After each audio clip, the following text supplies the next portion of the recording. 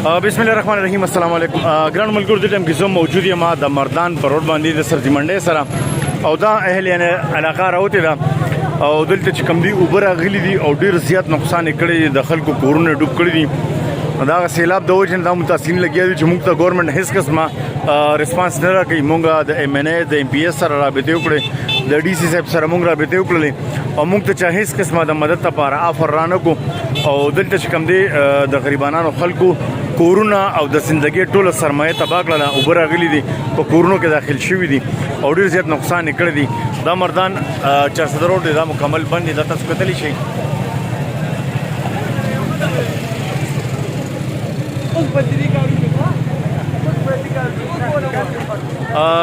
دا 400 روډ دی، کورکوړی والا کریمداد کلی او دا خلک روتی دي، دا روډ یې بند کړی دی، مظاهره ده.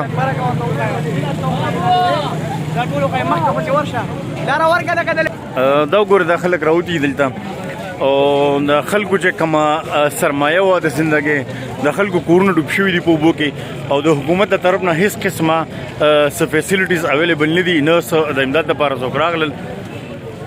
دا کریمداد کلی کورکوړی والا مردان 400 روډ دی. دا تاسو کتلی شئ د ټیم کې د مظاهرین ولاړ دي او ګرانو ملګرو د اوبه هم زه تاسو ته ښوولی شم چې دا اوبه په کورونو کې داخل شوي دي او ډېر زیات کورونو ټول ډک دي د اوبو.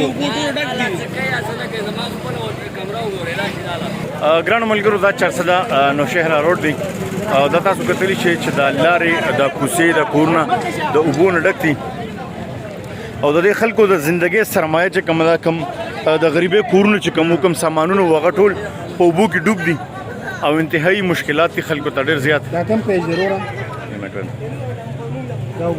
ویډیو دا بیجان طرف بیجان 400